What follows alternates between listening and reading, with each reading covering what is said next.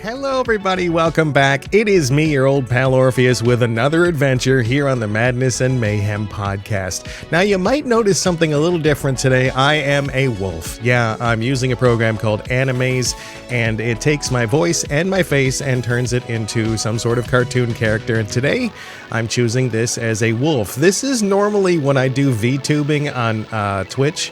This will be the face that you'll see on there when I decide to do something silly. Normally it's down in the corner, kind of like this. Boop. No, you don't see it there. Oh no. Here, wait. There. There I am. So normally you'll see it somewhere like this, but I've decided to instead, where is it? Boom. I've decided instead to have the podcast today with a little bit of something to look at if you want, but you know, don't get all crazy about it. It's nothing serious. It's not even supposed to be this big on the screen necessarily, so there'll be some kind of weirdness things going on. Anyway, we'll deal with it together. Hi, I'm Orpheus, your old pal, and today we're doing a spooky Halloween episode. Ooh, yeah. So we're going to be talking about something from my past that I do not condone, I do not recommend or suggest or say that it's okay in any way whatsoever, and you'll hear about that in just a couple of minutes. First off, I wanted to say hello wherever you are. I hope you're doing well, whether it's day or night, or you're just tuning in to watch a silly wolf do some silly, stupid things. And so here we go. Hollywood, wow. Brain damage going for real today. Halloween when I was growing up was one heck of a thing. Going door to door was always really fun, of course. And it was kind of an experience that I don't know, it changed pretty significantly over the years. There were actually a couple of years that I was in an opera. I was in an opera. I did an episode about that actually a while ago, where I got pooped on by a horse. Yes, I actually got pooped on by a horse. It was awful. It was absolutely awful. I'm telling you. That was live in front of like 4,000 people. Anyway, I digress. I was doing the operas during October, so on Halloween night we had an episode. We did a performance for two operas that I was in on separate years, and so as a kid, I think I was like 8 years old for one of them. And as a kid, not being able to go out trick-or-treating is just devastating sometimes, and so you want to be able to get that experience. Well, the cast felt bad for those of us kids that were, in the chorus and playing little parts, because again, we couldn't go out. And so they all banded together and they got like a big, huge bag of candy for each of us. And it was pretty cool because like you still got that experience. And since you're in an opera, we were already dressed up, right? So it was like, a little costume on and you're just kind of, doing your thing. And you got this huge bag of candy. Well, when it wasn't something like that, and it's the, quote unquote, normal going out for trick-or-treating, we always dressed up as something kind of amazing. I had some connections in my family years ago, and so one of the years I dressed up as E.T. Now, if that doesn't date me, oh boy. If that doesn't date me, I don't know what does. Actually, it's not that bad. It gives a good window. Anyway, so one of the masks that I wore for E.T. was one of the masks that was used in the movie for like far off shots. Anyway, it was an actual prop from the movie. For some reason, it was one of a lot of them that they had, and so the family member that had the connections sent it to me for Halloween one year. That was really cool, being able to go out in that. Of course, we had like, this was the time when you still got the candies and stuff like that, right? You still got, oh wait, hold on. See this right over here? This is a slideshow that you'll see sometimes on my Twitch stream. You might enjoy it, you might not. It's just some photos from some of the games that I've done and some of the work that I've done in the graphics. Anyway, I digress. So back in the day, we didn't have that whole thing with like the economy being all terrible all the time. And so we got the full-size candy bars. They didn't even make the snack size ones when I was a kid. Okay, that didn't come until a little bit later. So you'd get people that were handing out the full ones. We had neighbors that would put out a jar of pennies or a jar of quarters. And it was, they'd have a little sign that would say, take 2 or 3 or whatever it was. And the mouth of the jar was small enough that you couldn't grab an entire handful. And it was also a big enough jar that you couldn't just tip it over and empty it out. And so these cheap people, I guess they're not cheap people, they're literally giving away money. So we would have those people.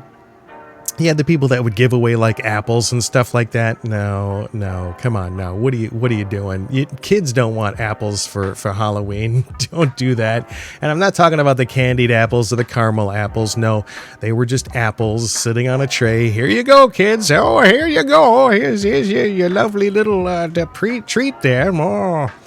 And then in my neighborhood, oh boy. Well, I'll get to that in a second. Oh boy, hold on a second.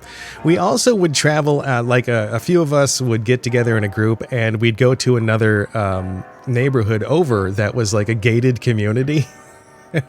We'd sneak in and we'd go door to door in that place, and they gave away, oh my gosh, some of the stuff that they would give away at that place was outrageous. Just tons of candy from each of them, because like normally they're used to just the neighborhood kids coming around from inside that community. And we were not from that community. We would just sneak in there and they're like, oh, it's good to see you again, because we'd done it so many years. So let me get to the part that's part of the reason that I'm telling this section of the podcast. We had one guy that ended up getting in a little bit of trouble. And when I say a little bit of trouble, oh my gosh, did he get in a lot of trouble. And it is thus. We always knew this guy was a weirdo. He was one of the ones that, like, he was a little too happy for it to be Halloween. Like, oh, it's you kids. Oh my gosh, it's so good to see you. Oh, I'm so happy. Right. And so he would hand out the big candy bars like Butterfingers and Snickers bars and stuff like that. And one year, this wasn't me. It was the group of kids that was going right before me. And so I saw this take place, but like from the end of the driveway, right? He came out and he had this big silver tray, and he held it suspiciously a little bit below waist level. And he had a bunch of candy bars laying out on it. And apparently one of the candy bars, suspiciously in the middle, was... Yeah, you know where I'm going with this. It was his dick. It was wrapped in a candy bar wrapper, and he was trying to get one of the kids to grab it, and it just gross, dude. What the hell? He ended up getting arrested that year. The group of kids ended up telling on him, and he went to jail for that one. We never saw him again. I think he moved away from our neighborhood. I mean, wouldn't you? If you got caught doing something like that, wouldn't you move away? So, there was that. And then, as you get older, where is that point between like, trick-or-treating and not trick-or-treating, right? What age do you good. What age do you have to be in order to stop trick-or-treating, right? I think it's something like maybe 12, 13 years old. I mean, that's gotta be the time when you stop trick-or-treating, right? I mean, it has to be something along those lines, because if not, you start to look a little pathetic. I don't know. Leave a comment below. I'm not passing judgment on anybody here. If you're someone that went trick-or-treating until you were like 17 years old, I mean, I guess, but didn't you get some kind of funny looks from people at the door? Like, aren't we a little old to be trick-or-treating, Hold on. I need a drink here. Delicious. So, what is that cutoff? Leave a comment below of like what you think that cutoff is. For me, I think it's like 12, 13, somewhere in there. Once you become a teenager, you kind of should maybe kind of go somewhere else, like hang out with your friends, go to like little parties instead of trick-or-treating. I think that's kind of the line when you transition into going into a party instead of going out and getting candy. So what we did, oh boy, allegedly. Now this is allegedly. I'm not going to say whether or not this is real, but it is. We're going to talk about a little phenomenon that you may or may not be familiar with.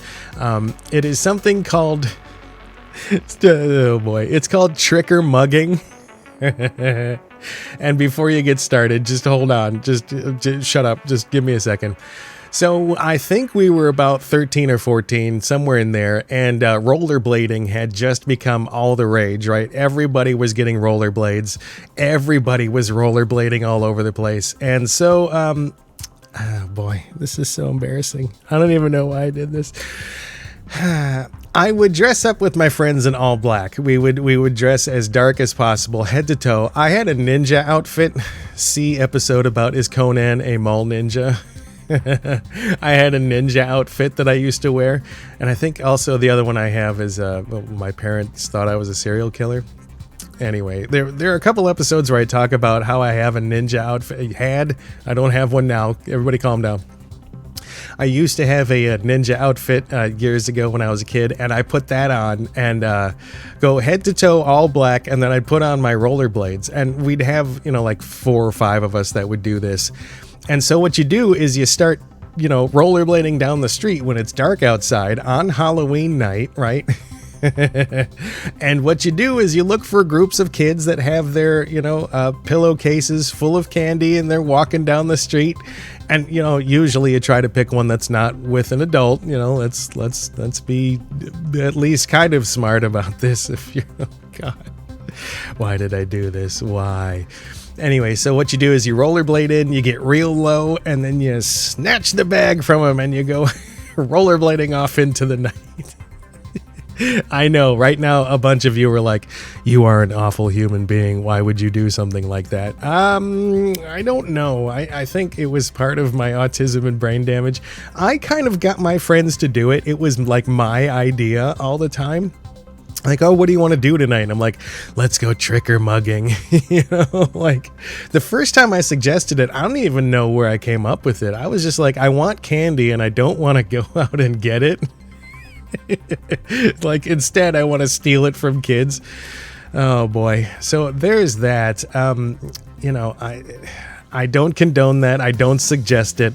It is not something that you should ever do. It's mean. Looking back on it, I realize I was a total douchebag doing that stuff, but I don't know. It seemed fun at the time. Autism does some weird things to you when you're growing up. Oh boy. And so, yeah, what else was I wanted to talk about? Oh yeah. I grew up in the Detroit area, Detroit, Michigan. A place that now, when you say it, brings up like thoughts of a completely bombed out, trashed, completely horrible city. And you're right. It's except for a few like small places in Detroit, everything there is pretty much bombed out and terrible. And it was pretty much that way for the last 50 years or so. And so on Devil's Night, that's the night before Halloween. If you're not familiar, Devil's Night is in fact the 30th. And the joke is, in Detroit, it always was, quote unquote, legal to just burn down the city. And it is so bad. You can go look this up on YouTube. The communities got together and started forming gangs in order to roam the streets on the 30th and the 31st of October in order to stop people from burning down the city. It used to be a huge problem. Like, if you've ever seen The Crow, right? In The Crow, I kind of always think that they're in Detroit because on Halloween, they go and they burn down the city. They're like, I'm gonna burn it down, right?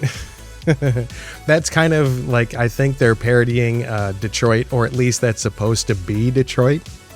Anyway, so that was something that we always dealt with. If it was the 30th, we always went out and did our little version of the Mayhem. And I think that's still a thing now. Maybe is that a thing? Do people still do that? Where you go out and you toilet paper the people's trees and egg their houses and stuff. Not on Halloween. Now, I'm not talking like the houses that didn't give you candy or anything. I'm talking like you just would pick someone you didn't like in the neighborhood, or a kid that you didn't like, and you'd go and you'd get a bunch of rolls of toilet paper and you'd toilet paper his house, and you'd throw eggs and like put nasty things in his lawn. Like one year we used what was it? It was bleach on someone's front lawn, and we like wrote things on his front lawn.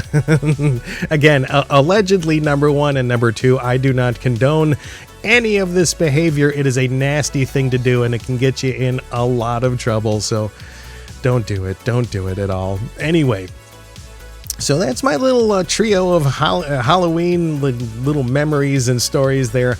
I hope you have a safe and happy Halloween. Dress up as whatever you want. Find a party. Do something safe. Or, you know, if you're still going to go trick-or-treating, hey, enjoy that while you still can. It is an amazing time in your life, and it is what I would call a golden period in your life. Enjoy it, and we will see you on the next episode here of Orpheus Plays, either on the Madness and Mayhem podcast or playing something fun like Blade and Sorcery. We'll see you next time. Bye!